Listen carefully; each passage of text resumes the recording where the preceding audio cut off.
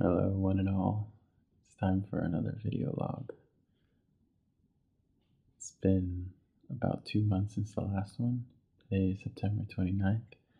September's almost over. It's like going to be October on Saturday.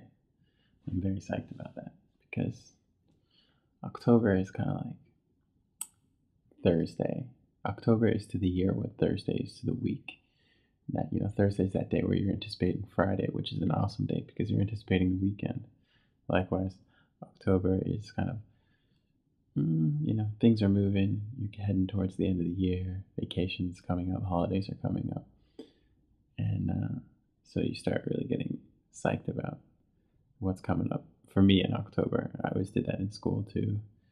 And now here in Indonesia. So it's a good feeling. October has usually been a really interesting month for me anyway.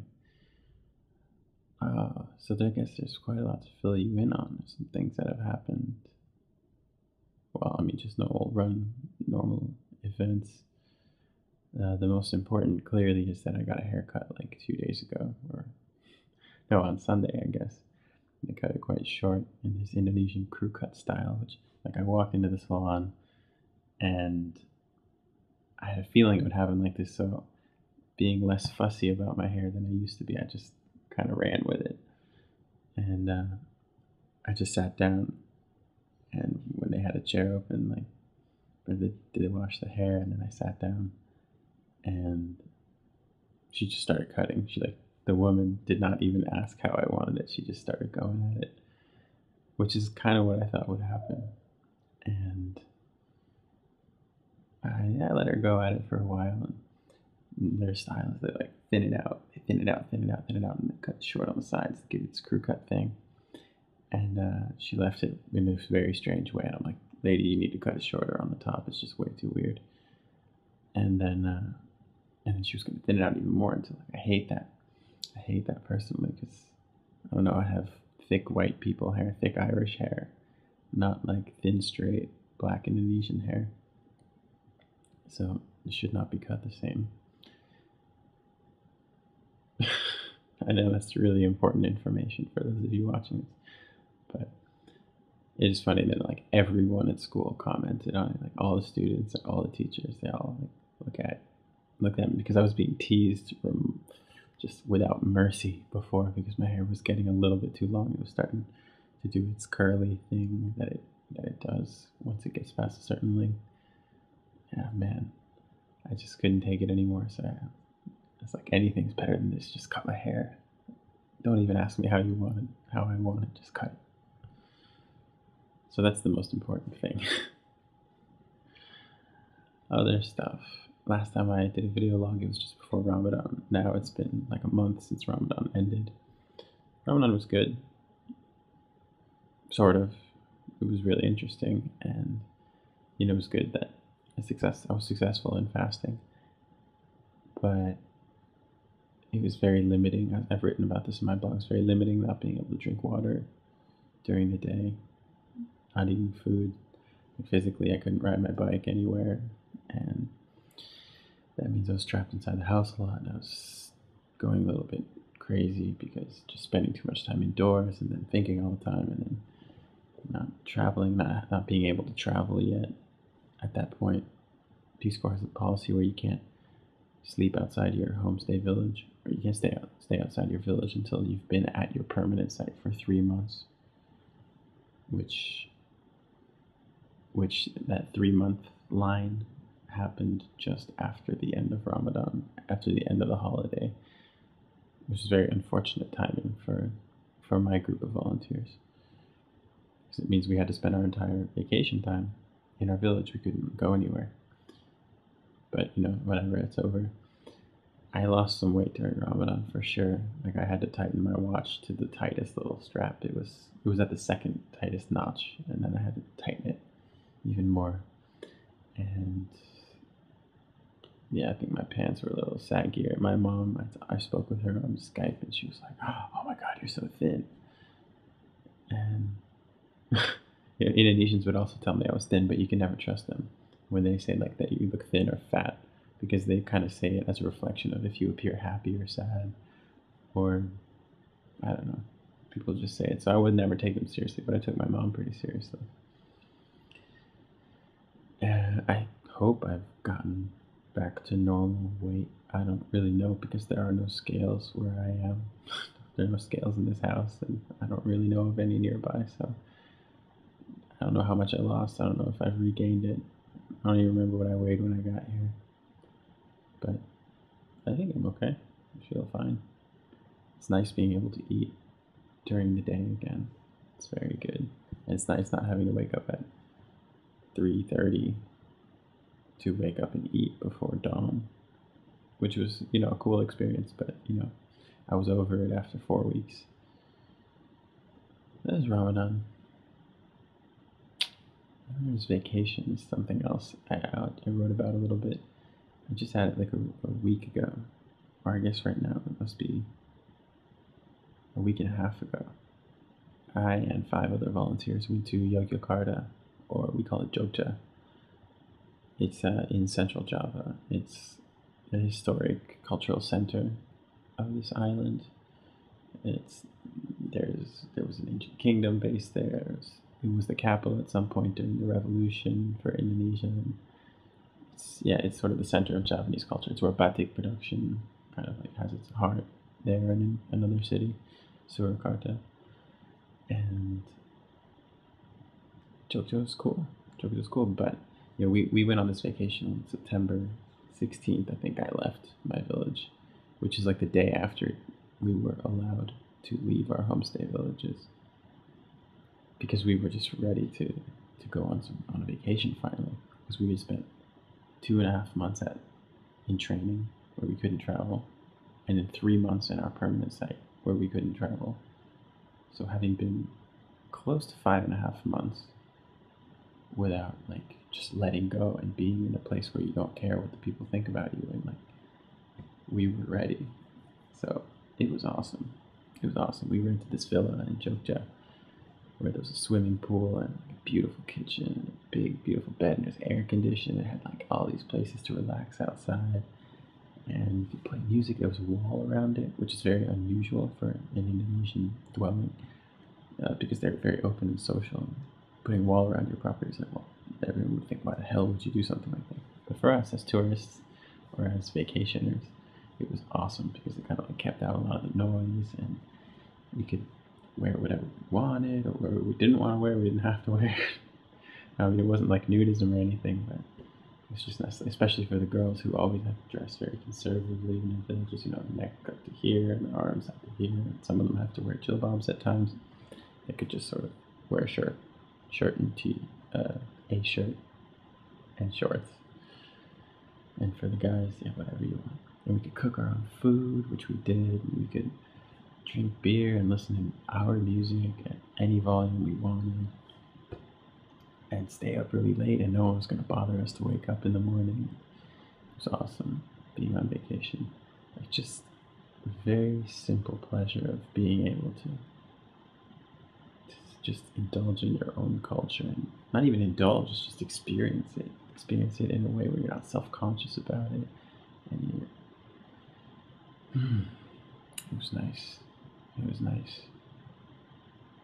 You come to love, or you come to understand and cherish your own traditions a lot more when you're completely deprived of them for a long time. So that was very, very nice. It's one of those best sort of 4 days I've had here. It's very nice. That was vacation. And we saw some other things. I mean, we saw Borobudur, which is an ancient Buddhist monument. It's like more than 1,000 years old. It's the biggest Buddhist. They call it a temple, but it's not actually a temple. It's just a monument, and it's the biggest one in Indonesia. It's pretty big and elaborate, but somewhat underwhelming, actually. Maybe because we weren't really in the mood. We just wanted to hang out with each other. I and my friends just wanted to hang out with each other, but we felt kind of like we had to go and do these touristy things. It was still cool. It was just, kind of less cool. And also, if you've traveled in in Europe or in other places that have preserved their cultural heritage better, like, ancient buildings all over the place, castles and things. Borobudur is impressive, but not that impressive. Maybe it's extremely impressive for Indonesians because there's not much of the history preserved around here. Like, you just really don't go around seeing ancient buildings and ancient this and ancient that. Everything's relatively new, which, yeah, everything's pretty new. Even the houses, they don't last hundreds of years here, just they're not that kind of quality. They'll get destroyed, and I guess people build them again. Things happen, natural disasters, I don't know, but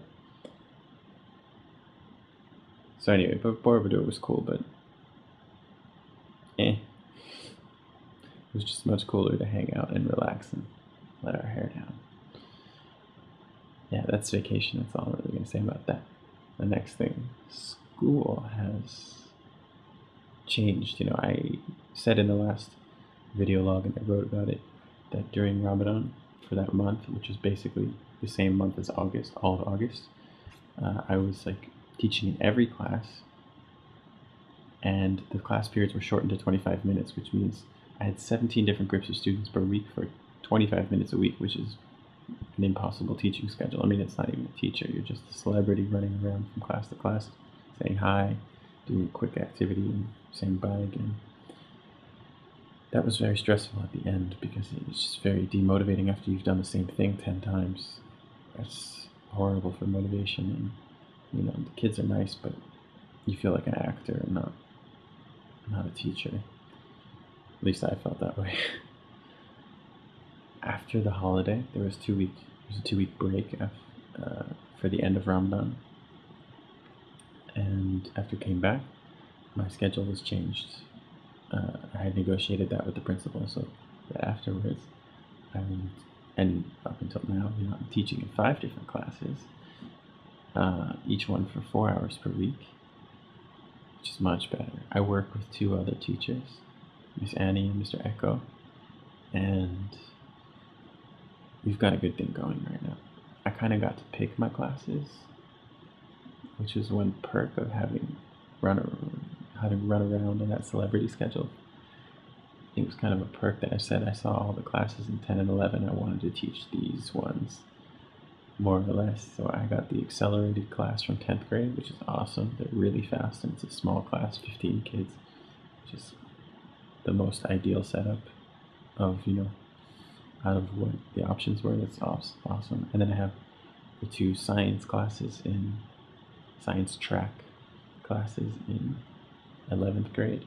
And the science track kids are generally the brightest ones, the quickest ones. All the top students all choose science track, or they all have to, they all go with the science track. So they're fast and they're motivated. It's really nice. And then I have 2 language track, 11th grade. Those are the most challenging in terms of like student ability and student motivation. But, each class offers something different. And I have my 2 counterparts that I work with, and we're starting to really, things are improving. There's a massive cultural difference in the way that American teachers and Indonesian teachers approach their jobs. American teachers have a much higher focus, or just Americans in general have a much higher focus on professionalism, on this is my work, I must do it real well, and I must be proud of it, and it's subject to what's the word? Oversight, subject to, I'm accountable for the quality of my work. In Indonesia, not so much. There's very little accountability in the system, so teachers can kind of just coast, as well as students can just kind of coast, because there's no incentive to fire people and there's no incentive to fail students. So generally, the systems are terribly inefficient. in some ways, and in endearing ways in one sense, but mostly, as an American looking at it, you think, oh my God, how can people do this? How can teachers show up 10, 15 minutes late to class, or just not go? And how can students just come in when they want, or not put on shoes, or, spend so much time doing alternate tasks, or not doing their homework, or blah, blah, blah. It can maybe, or how can class be canceled randomly, just on a whim? Someone can just cancel class.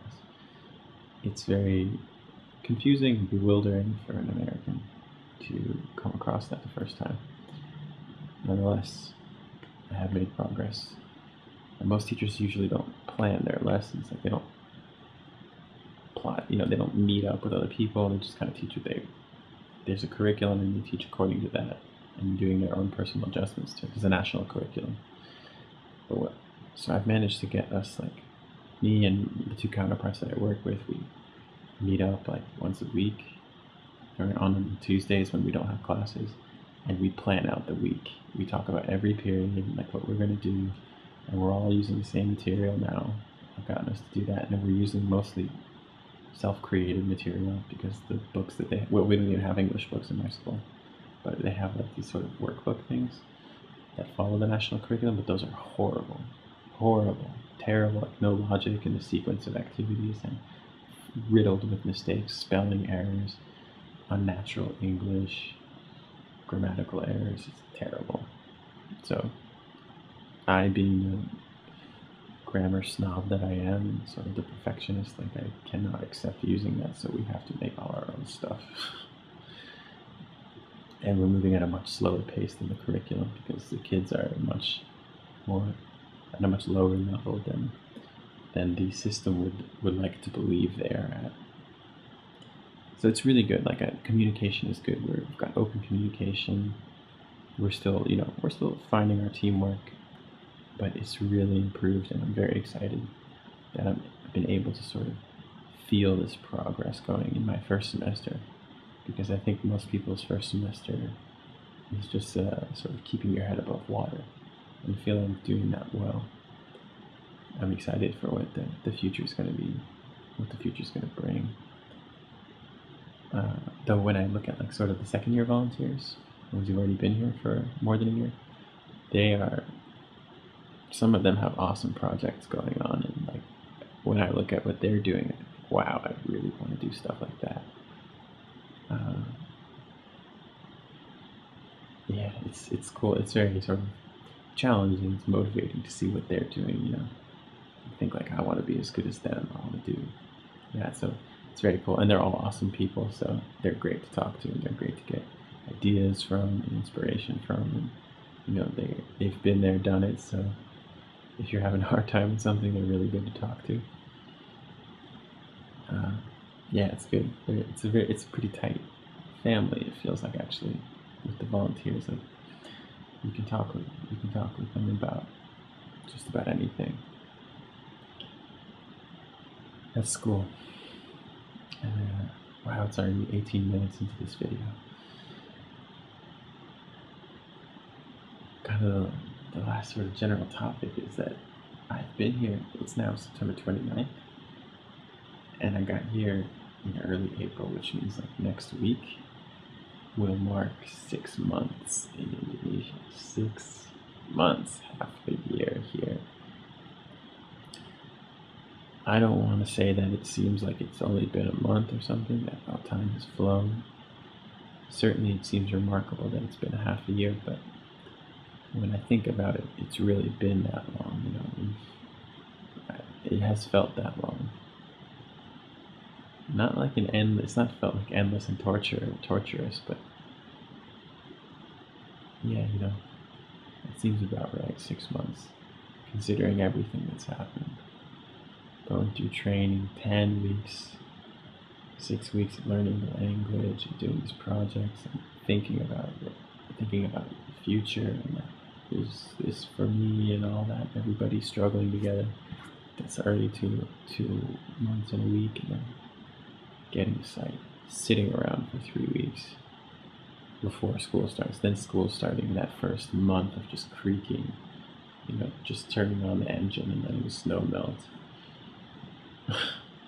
before any kind of serious learning got on. And then another month is Ramadan, and then it's been another month where things have actually, it starts feeling like I've been doing my job for about a month only. That's how it feels to me.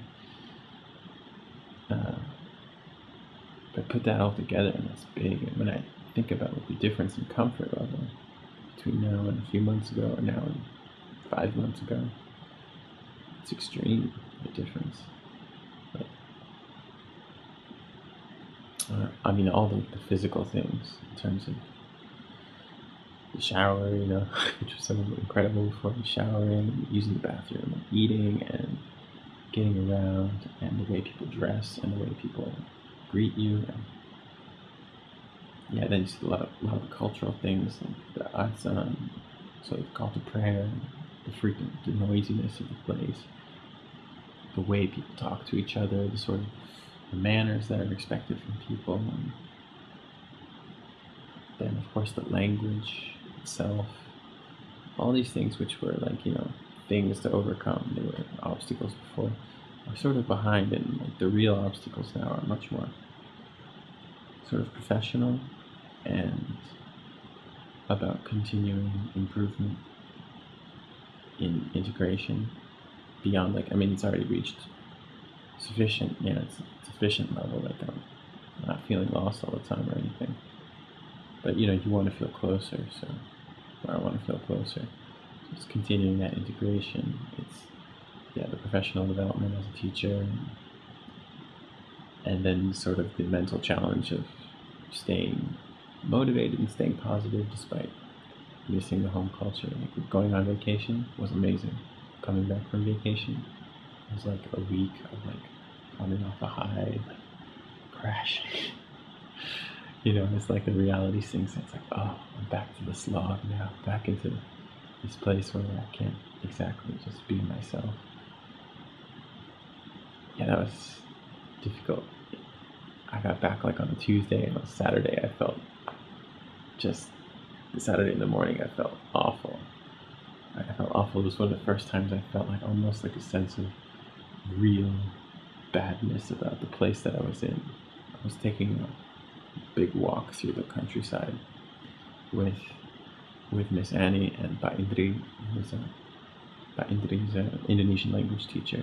He and I go running sometimes. We were doing this big walk through the countryside, through villages, and I was feeling horrible. And I'm like, oh my god, there's so much, all these villages are the same, people are like culturally the same and religiously homogenous, and they all look the same, and there's trash everywhere, and there's a smell of burning trash always filling my nostrils, like everywhere, and every one of them looks at me, and no matter how long I'm here, it's always going to be this way. Like, there's so much ignorance. I don't mean that in a disparaging way, but I just mean that like there's so little awareness of the outside world. Like, I can never put a dent in that. Even if I lived here 50 years, like I would still be a foreigner. Yeah, all these sort of feelings inside, and like, it was not a positive moment at all. But it passed like later throughout that day. I started doing a bunch of stuff. I got my hair cut, and I built this thing, these racks here, which I'll show you. I made two of them to hold my clothes on the wall. There's some shirts that I didn't have any place to hang them, and well, now I do. It's very nice. It felt nice to actually build something. And I built that, and then I went shopping, and I bought some stuff that I needed, and went to sleep, woke up, listened to music, felt better, and actually after that I was really like, feeling super creative, and I started doing all this organization stuff, organizing for school, and like I've got a much better system now, so that it's not so unpredictable as it used to be. I'm sorry if I'm like rambling all over the place, if I'm just talking. I don't know. I'm kind of excited. I find myself in a lot of ways more excitable these days than I used to be.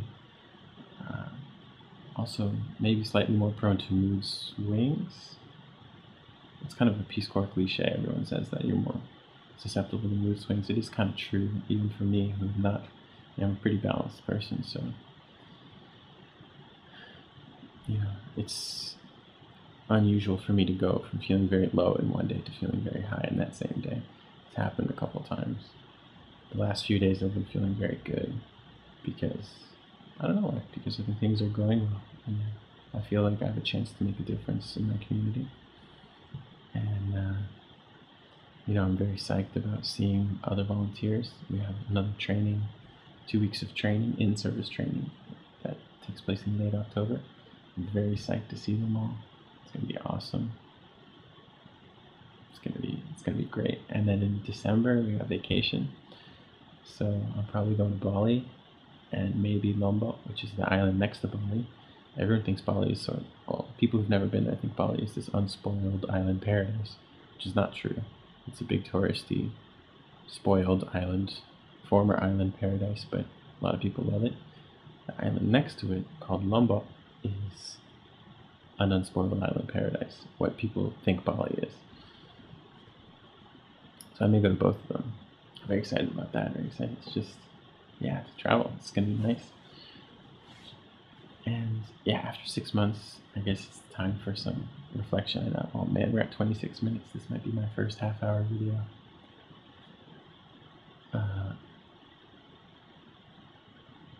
What was it? Oh yeah, after 6 months, personal growth. I was talking to Craig, and he said, Craig's my friend, for you guys who don't know. He said he had been wondering about me, like, I wonder after all this time what kind of like changes are going on inside of Tim.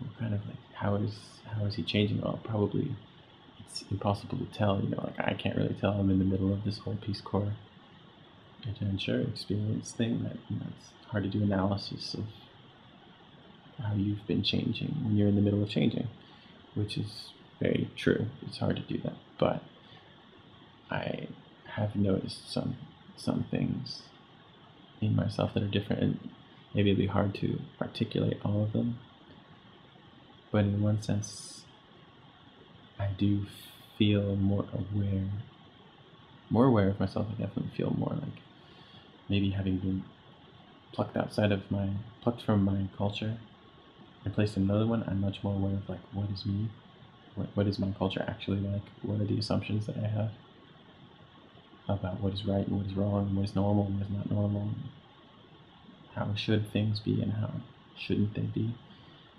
I guess I'm more explicitly aware of that. I think I'm more aware of myself as a passionate person. I was having a conversation about this earlier.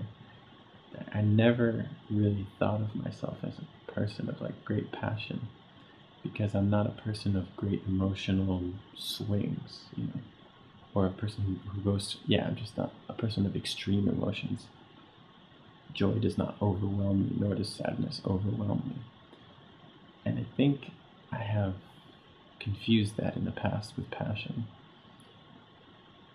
But what it has taught me being here and talking with people, and getting to know myself is that I am very passionate about what I'm doing. I'm very passionate about my personal growth. I'm very extremely passionate about music. Like I just care so much, and I have such a strong desire, and I want to like infect other people with this enthusiasm that I have. In some cases, just about learning English, or it's about music, or it's about having that cultural awareness or personal growth, like these things that interest me, or literature, or whatever. Like the way it really, I don't know. I noticed, I just noticed that, and having that awareness of myself is one massive change that's developed in me, and for me it's really, really positive, because it's always something I admired. I always admire passionate people. I want to emulate them. It's kind of weird to wake up one day and realize, you know what, I am one of these people. Like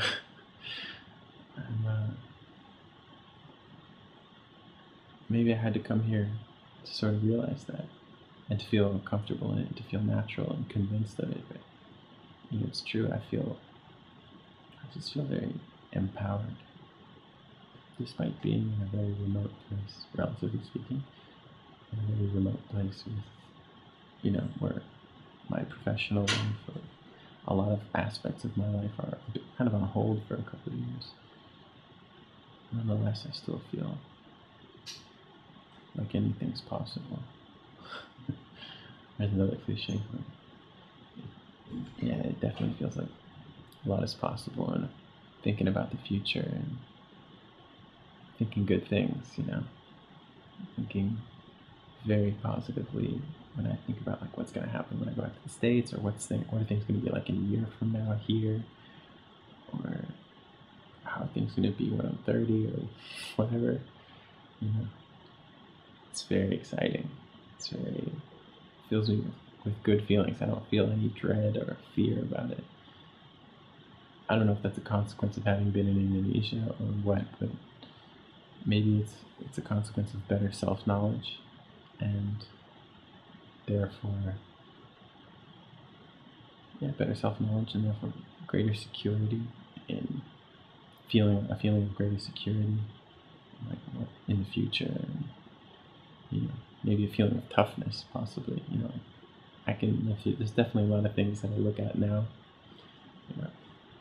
experiences that would seem to be difficult, and I think, I can handle that. In fact, there's not much. I don't know. It's probably a bit premature and slightly arrogant, but there's definitely that feeling like I can handle just about anything because I'm handling this. And yeah, the feeling of being tough. It's good. It's good. So that's my self-analysis of, my very brief self-analysis of personal growth after 6 months in Indonesia. It's nice. I have another year and 9 months here. A little more, actually. It's a long time, actually. It's quite a long time. But it is going. It is going. And I look forward to all that time and to the time after. And I also look forward to anyone who wants to come visit me. Some people promised to. Some people said they would try. I haven't forgotten. I hope you do come, because I would love to share this world with anyone who wants to come see it. It's something worth seeing. Is there anything else? That I want to say? No, I think that's about it. Yeah, it's getting kind of late now, and this is a long video. I've set a new record, and it's all continuous. There were no breaks in this, so I don't know if I should congratulate myself or slap myself in the face for being long-winded. Whatever. If you've made it to the end, good. I hope you're all doing well. Feel free to send me emails or whatever, whoever's watching this, because as I've said in previous video logs, it makes me feel good, and I'm happy. I really love keeping in touch, so take care, everyone. Be well.